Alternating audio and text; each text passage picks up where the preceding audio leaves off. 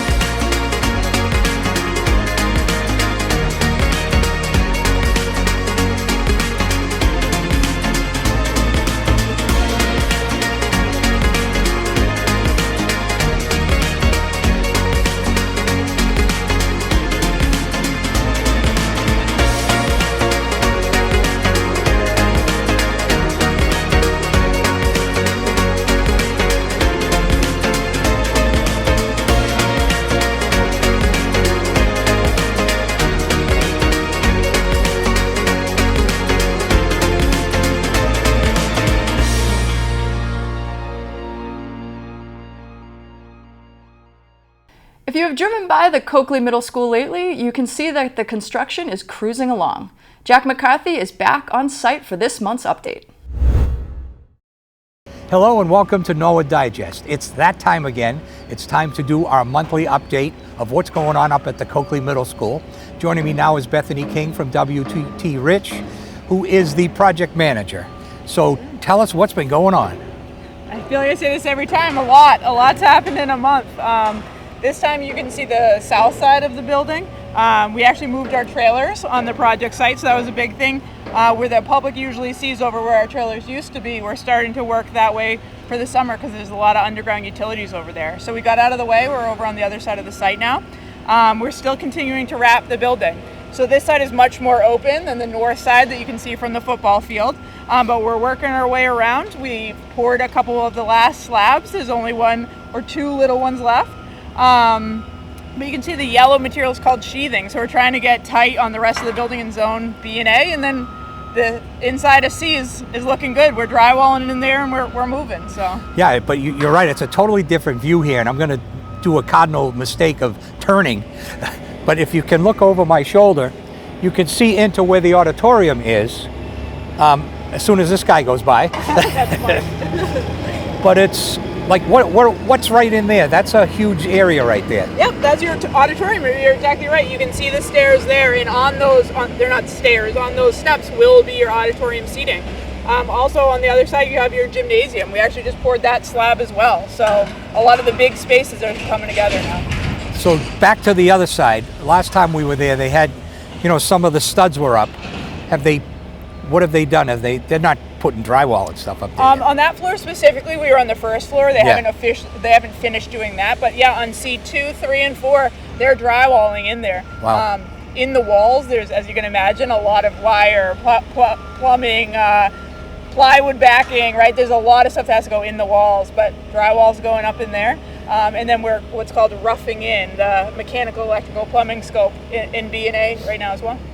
So last time we were here, we had some serious oversight with us. Brian Richardson. Yes, he kept an eye. And is he still keeping a watchful eye? Daily. Yep, he comes out and his visits are great with him and Barbara. They couldn't be nicer humans, and we love it. He keeps us on our toes. It's because of Brian. We'll never forget our substantial completion date on this job. So. Yeah, he's a stickler for the schedule. Yep, he keeps us on our toes. All right, what else has been going on? Not much. Again, we're going CBA. So I will actually say right now on the project, if you look at Zone A, which is here on your left side, the west side of the building, that looks extremely different than C, right? So in C, we have windows going in. They're tight. We've tested those with a water test. We have to do water and air, so those are good. Those are passing. And on the north side, which a lot of the public probably sees from the football field, those windows are going in, barriers and everything. So what's the front door? Is this the front door? Arguably, yeah. The main entrance is right here. A lot of these overhangs you can see. There's your main entrance there. You actually have a couple of doors on this south side, but yeah, the south side is the main entrance to the building. Okay, so that's why it looks so different than the other side. Exactly, and this side has a lot of different levels. The other side is mainly the 4-story, just nice and flat. Up over here, it steps a lot. Okay, great. Well, thank you, and now we're going to bring Luke in, but we'll take a little break first, and we'll be back with Luke Capone to tell us what's ahead. If you're looking for a new place to grab food, some new entertainment, or just curious to see what cool places the town of Norwood has, tune into the community channel to see what Norwood has in store. Our Living Local segments chronicle the many different and entertaining spots in Norwood. From your favorite smoothie bowl at the juice bar to a new set of specs at Modern Eyes, Norwood's got something for everyone. As promised, I have Luke Capone with me from Vertex, and I almost always say your former company name, but from Vertex. Tell us what's coming up. Sure. So as Bethany mentioned, they're working from west to east, or east to west, building C to building A. In building C, drywall is ongoing. The painter will be mobilizing in the next few days to start paint on the second floor. And then after that, we should see the flooring contractor and the tile contractor for the wall tile following shortly after that. And then continue working CBA with the goal of being weather tight in building B and A in the next month to 6 weeks. And then those finishing trades, drywall, and all those will follow right after in those two buildings. And then as Bethany mentioned, utility work is going to pick up over the summer. So once school is out, the project fence is going to shift to take over the parking lots, the existing parking lots on both sides of the school, to do the underground utility work and then to restore those parking lots to the new condition to turn those over at the end of the summer for next school year. Yeah, I mean, it's a big deal to not have the kids around. Correct, yeah. We're going to try and take advantage of that as much as we can in this summer while it's quiet. No camps in the existing school, and then next summer it would be busy on the move out and move in. So the focus is to hit this now while we can limit the access around the building and then have full access next summer. And is the pool closed this year too? The pool is closed for an unrelated project. Oh, I know, but that's kind of convenient too. Yeah, it is. Yeah, we were using that for some parking, so we have to reassess that situation, but the town is working on a project to resurface that pool at some point this summer. We don't really know the details on that one. So schedule, we're looking good? Schedule looking great, yep. Okay, I don't want to jinx you. All right, well, that's going to wrap it up from the Coakley Middle School, and we'll be right back with some more digest. On your mark, get set, let's go to our latest Living Local featuring Charles River Running.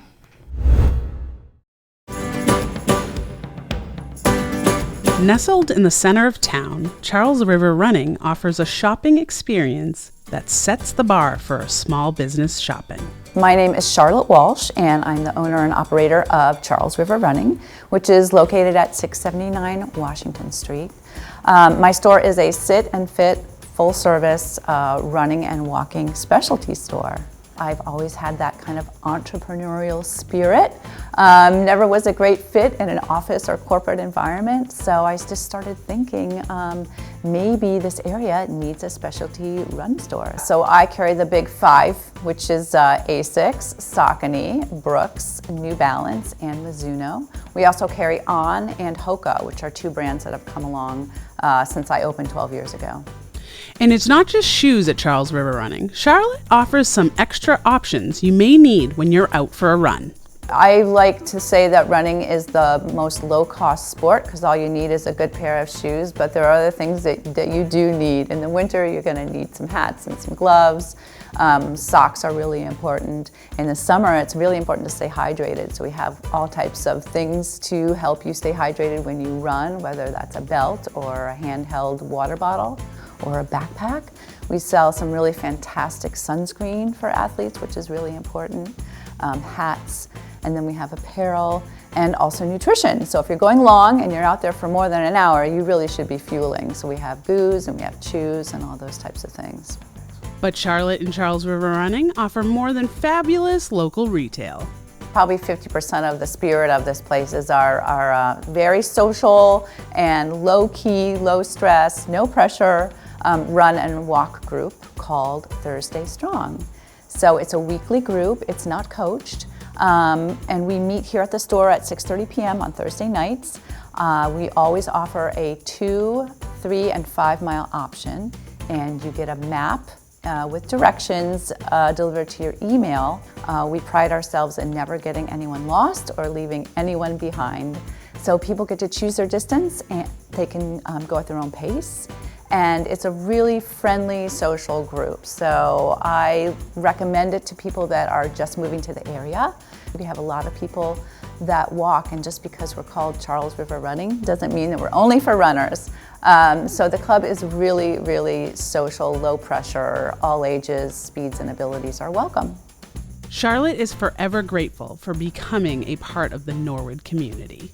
We wouldn't be here without the people in our community supporting us. And it's not just runners and walkers, it's high school athletes, it's people that work on their feet all day long, healthcare professionals, postal service people. All these people need a proper pair of shoes to wear because it's your foundation. So we have lots of customers from all different occupations and places that come and buy their shoes here. And so I really appreciate that, and I'm just really thankful. Charles River Running has made its mark as a staple of Norwood Center. Norwood is a very business-friendly town, and it's a town where there's a solid community of people that love the downtown and support the downtown, and that's really the key to it, because you can open the best business in town, but if you don't have customers that believe in shopping local and buying local, and it's you're not going to make it. So Norwood's got that. It's really the perfect place to have a small business. So we have a website, charlesriverrunning.com. We're also on Facebook and Instagram. I send out a constant contact newsletter every month, which just lets people know what is going on at the store. We host demo runs, fun runs, or you can always just pop in because we're open 5 days a week, Tuesday through Saturday, 10 to 6, and it's a friendly space. And I have a dog who likes to be rubbed and scratched, so it's an added bonus.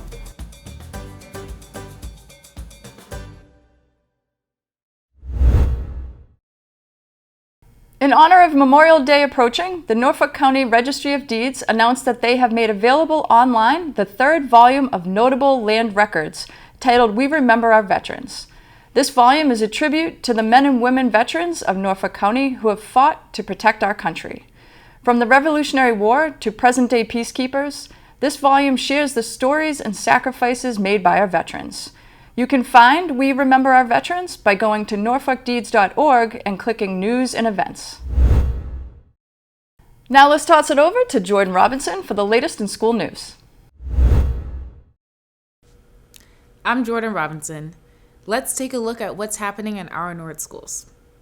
In Norwood High School and Oldham news, this week high school students took a nice walk to the Oldham School and right into the first grade class of our 2024 Teacher of the Year, Stephanie Andrews.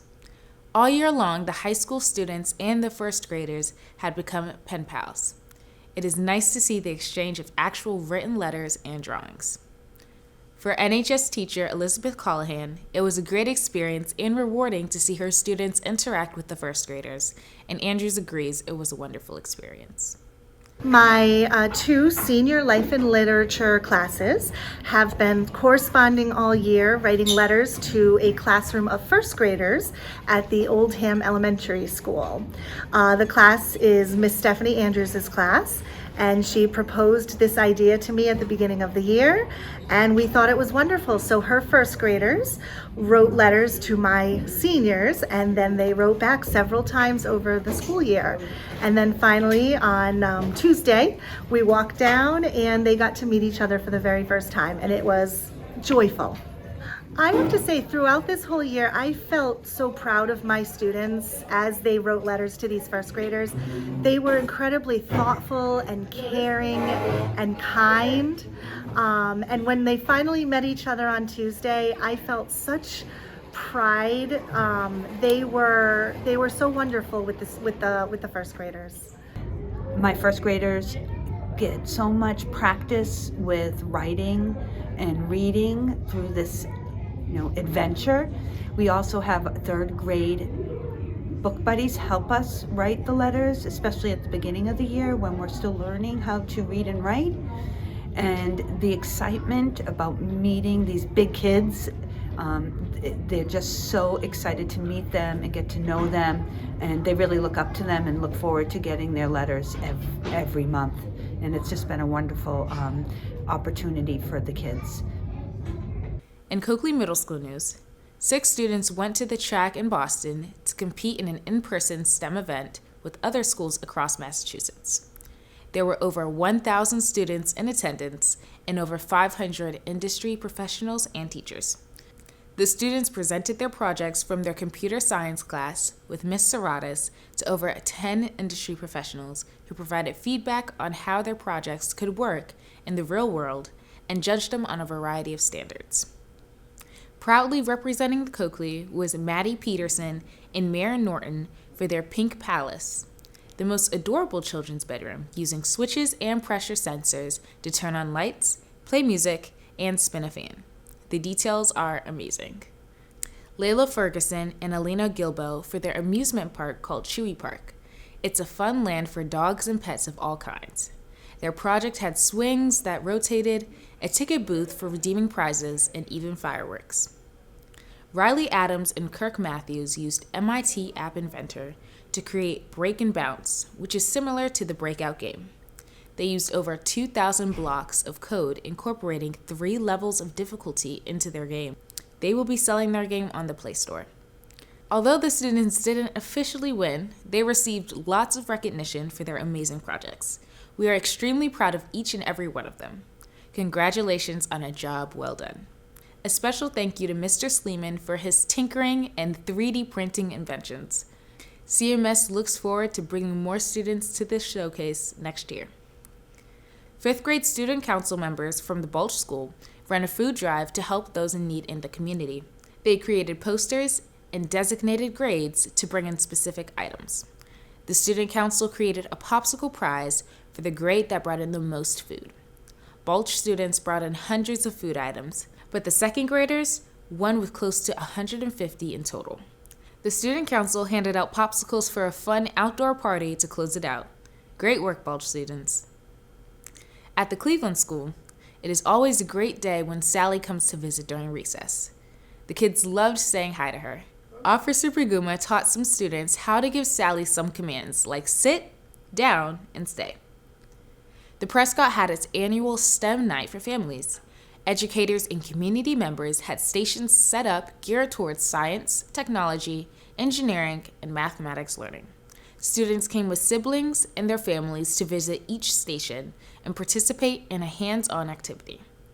Throughout the cafeteria and gym, there were activities like a card tower challenge, how much is the name worth, stamping, estimation station, making catapults, multiplication bingo, investigating electricity, and planting seeds. Thanks to the NHS robotics team and community members, Heather Olens from the Sustainability Commission, Joe Greeley from the Norwood Trails Committee, and the Community Preservation Committee for setting up booths for students to visit. It was a successful night of STEM education. At the Little Mustangs preschool, the children have all been learning about bugs and creepy crawlers. Using a pretend bee, some crushed up pirate's booty, and some flowers, the children learned firsthand how bees spread the pollen from one flower to the next. They also learned about beehives and how bees use hexagon shapes to make their honeycombs. Using these hexagon shapes, the children made their own sculptures. They also learned about the parts of a bug and made their own bugs out of Play-Doh and some bug parts. You can hear the children singing head, thorax, abdomen instead of head, shoulders, knees, and toes. Music is an engaging way to help children learn and remember concepts and is used throughout their school day. It sounds like it's been a very buzzy week at LMPA. In the fine arts news, the Norwood Fine Arts Department held its 25th Annual Fine Arts Festival, which celebrates the artistic accomplishments of students from K through 12. The festival originally started years ago as artwork in storefront windows in downtown Norwood and has grown into an art exhibition with over 700 pieces of artwork from the Willett, Balch, Callahan, Cleveland, Oldham, Prescott, Coakley Middle School, and Norwood High School.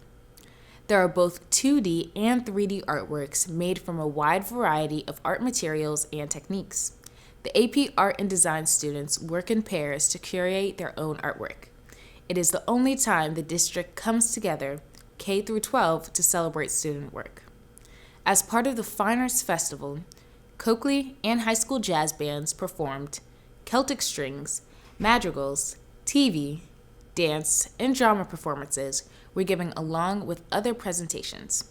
As part of the celebration, awards were given to, for television, Moussa Traoré, for instrumental music, Molly Keats and Cameron Murno, for drama, Alexandra Murphy, for visual arts, David DiMattia and Prima Sherpo, for choral music, Daniela Habib.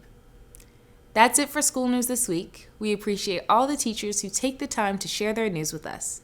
It helps provide us with an inside look at what's happening in our classrooms.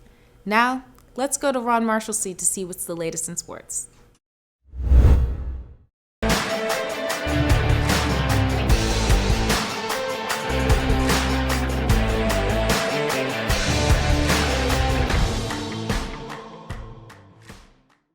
I'm Ron Marshalsea, and this is your Sports Update.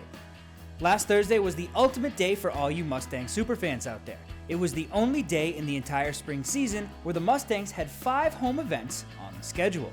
NCM stopped by all 5, so let's take a look at some of the action on this rare day for Norwood sports.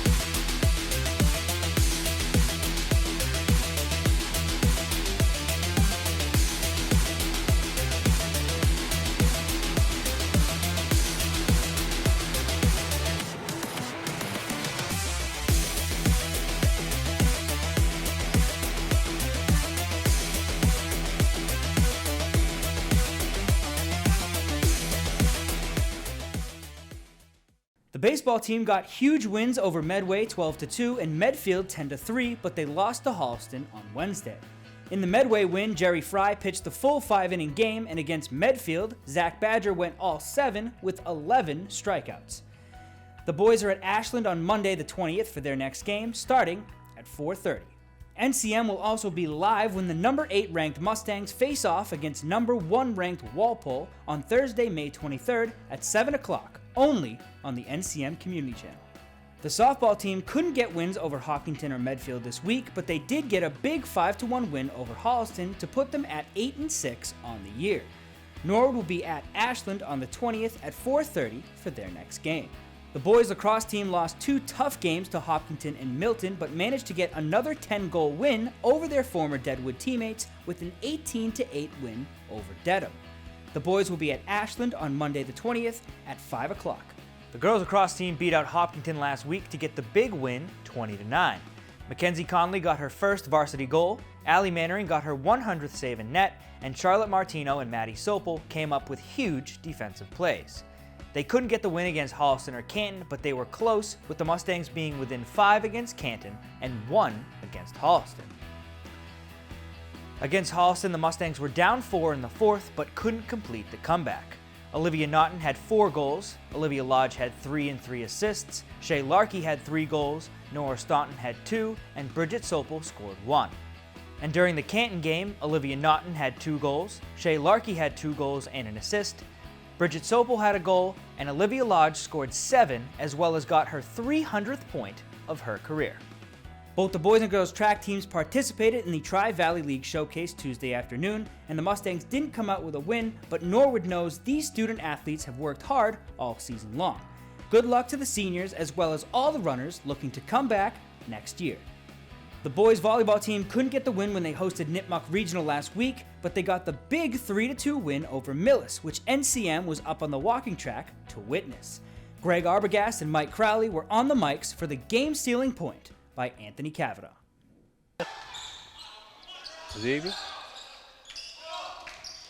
Great job by Cavanaugh to turn that around.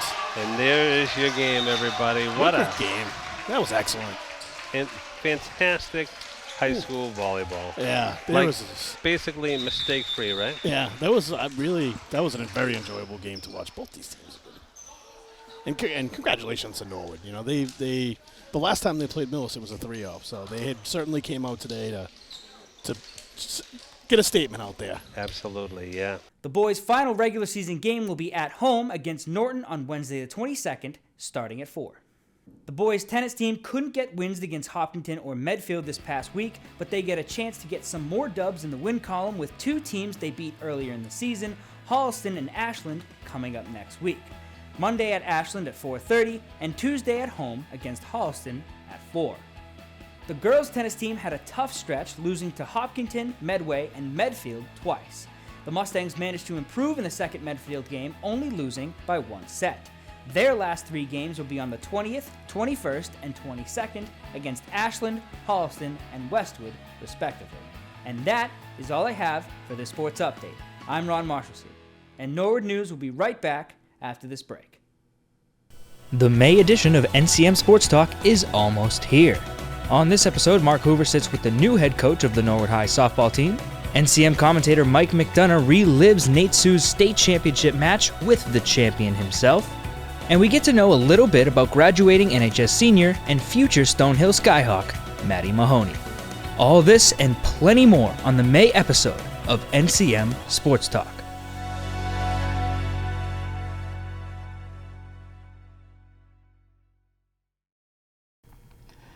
The school committee had a full agenda on Wednesday night. There were multiple appearances, with Elizabeth Barrett updating the committee on mental health first aid. The principals of Cleveland, Balch, Prescott, and Coakley presented their school improvement plans.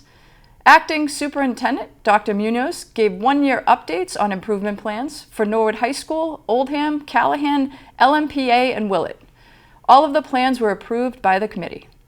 NHS Principal Hugh Galligan and Associate Principal Cindy Durain met with the board to discuss the high school handbook and presented the athletic trainer job description, which were both approved. School committee member Teresa Stewart gave a budget subcommittee update, and the committee voted to approve the title grants amendments for FY24. Dr. Joan Giblin tabled the Student Opportunities Act plan and budget for their next meeting. The school committee approved June 14th as the last day of school for the Little Mustangs Preschool Academy. The next school committee meeting will be on Wednesday, June 5th. On Wednesday night, the Norwood Scholarship Foundation held their annual Dollars for Scholars Night, and $85,000 in scholarships were awarded to 72 students. President of the foundation and retired NHS principal and legend George Yusevich is impressed every year with the accomplishments of the scholarship recipients, both academically and in the community. Tonight we awarded $85,000 to Norwood residents who are going on a post-secondary education from their high school. And we're very, very fortunate to have a number of donors who donate money for these scholarship awards. And to date, it's been about $2 million that we have given out to individuals who are going on a post-secondary education. But another successful night and pride in the students at all of these high schools that we had Bishop Fee and we had mostly Norwood High School students, but just what they've done and what they've accomplished, not only academically, but in their community. And I use the 4 A's as an example, the academics, arts, athletics, and activities. They're embracing all of these A's, and they're doing well in the community, and just giving back to the community in just a wonderful way. And I can't be prouder to be president of this organization, and with all the volunteer work that people do to bring this thing to fruition. It's a job that many, many people have contributed to, and a lot of behind-the-scenes work. So it was a great night. In honor of May being Mental Health Awareness Month, let's take a look at how Norwood Police and Riverside Community Care have teamed up to work together for the Mobile Crisis Intervention Police Drop-Off Jail Diversion Program. So here at Riverside Mobile Crisis, we do mental health evaluations and interventions to assess for safety and higher levels of care, and then provide the appropriate recommendations and resources as necessary. We are a 24/7 service. We're able to have people come into the office. We're able to mobile out to their homes, do telehealth, and we also accept walk-ins. Some of the things that we see people for is for suicidal ideation, for increased anxiety or depression, and things like that. We're able to kind of meet people where they're at and go from there, provide services. Me and Kelsey work collaboratively. We wrote a grant about 1.5 years ago. We were able to get a jail diversion program clinician in-house, so she's stationed here within the Norwood Police Department. She works 40 hours a week, Monday through Friday, and this allows us to go out and kind of oversee some of the mental health calls for service. Where anything that comes in, we're able to follow up in regards to people who need services. We're able to get them, and the biggest thing is in a timely manner. We want to make sure that we're getting people services within a time span that works best for them and not a delayed process. We have about 65 sworn personnel. I believe last time I checked, it was up about 45 to 50 officers, which would put us well over the 70%, close to 80% threshold in regards to officers who are CIT trained within the department. Chief's done a great job utilizing the services and making sure that we're all CIT trained. Obviously, our calls for mental health have gone up over the past years, and so it's a big thing, and it's definitely what we're aiming for. So what usually happens when I'm needed at a call is the officer will request me over the radio, or if we're both in the station, then I'll ride along with them in their cruiser to go out to the call. What happens when I usually get there is I'm updated by the officer about what's going on in the situation, and then I'll go and speak with the individual. And what I'm usually looking for during this evaluation is if that individual is a danger to themselves or others, if they're unable to care for themselves, or if there's any resources that I can think of that might be able to help them in their situation. If I do find in this evaluation that they are a danger to themselves or others, then I will coordinate with Riverside and the doctor that's on call that day to see if a Section 12 is needed. And if we all agree, then we will issue a Section 12. So a Section 12 is filled out when someone needs to be sent to the hospital involuntarily because they're unable to safely remain in the community. So there's those situations when a Section 12 isn't needed, but the individual still wants to hear about any resources that Riverside can provide during that exact moment. So in this case, myself and the officer will transport the individual in the cruiser to Riverside to speak with a clinician there at the Mobile Crisis Intervention Team, or MCI. And so we'll bring them inside to Riverside. I will call ahead beforehand to make sure that a clinician is available and let them know that we're coming. And so we'll bring them into MCI. And once they're sitting down with the clinician, if police support isn't no longer needed, then myself and the officer will leave them with the clinician there and we'll head out. We can offer all different types of resources and referrals for clients. We're kind of a bridge service for most of these programs.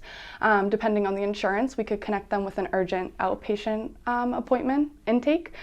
We also can connect people with partial programs, which are day programs, CCS, Community Crisis Stabilization, and as well as just intensive outpatient programs as well.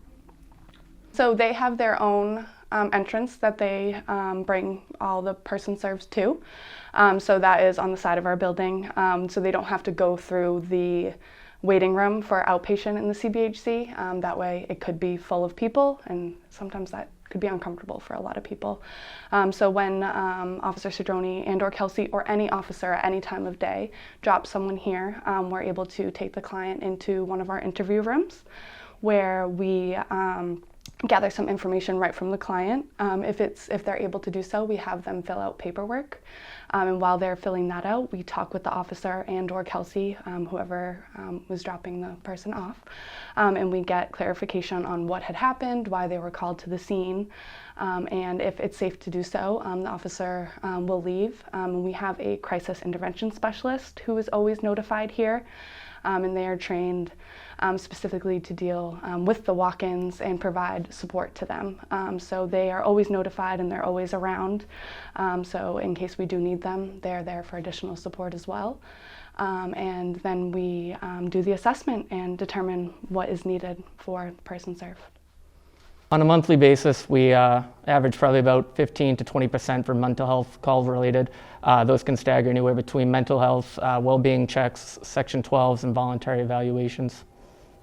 So anytime there is a well-being check or a voluntary evaluation, it's protocol that you call the Norwood Police Department first. We'll get there and assess, and if we do determine, it's going to be a well-being check, it turns into a voluntary evaluation. That's when we'll get Kelsey involved in the in our protocol and see what works best. If there is openings over at MCI, we would prefer to bring them, but there is certain criteria that they have to meet. They cannot be violent or hostile. They have to willingly, voluntarily go. And the other end is if you do have that Section 12, that's more likely when they are going to go to the hospital because it's not safe for them to be in the community. So it's a case-by-case scenario. A well-being check could be anywhere from an individual calling saying there's a person acting erratically out on the side of the road, or a well-being check could come in, could you respond, my residence, my mom, we're unable to make contact with her. A well-being check could be simply, could you go and check on an individual who suffers from some mental health issues, he's been off his medication, he's acting erratically. So well-being checks come in a wide variety of ways, and the only way to actually know what you have is to go there and assess it, talk to them, and try to come to some sort of resolution. Any calls that are involving mental health or well-being checks that mental health is a possible factor are ones that I'll absolutely go out on. And then there's also ones where the officer will realize that an individual is either homeless or struggling with substance use. And so then I'll go out on those to speak with them to offer any resources such as shelters, inpatient or outpatient programs, or anything else that might be able to help them. Kelsey definitely makes my job easier. She comes with a lot of experience. Having her background, she's really good. She's empathetic with people. She takes initiative, and she cares for people. And I think her biggest thing is she's really compassionate. She's understanding, and she's knowledgeable in the fact that she's willing to utilize and get people the services that they want. She follows up with people relentlessly. She's constantly being bothered by some of our officers here to conduct follow-ups and get the resources that are needed in order for our individuals within the town who do suffer from some sort of mental health issues. And I think that's her biggest attribute here within the police department. We're very grateful that we have her. Well, that's all for Norwood News. To stay up to date with Norwood Community Media, follow us on Facebook, Twitter, and Instagram. We leave you now with a list of upcoming events NCM will be covering. As always, thank you so much for watching. Have a great weekend.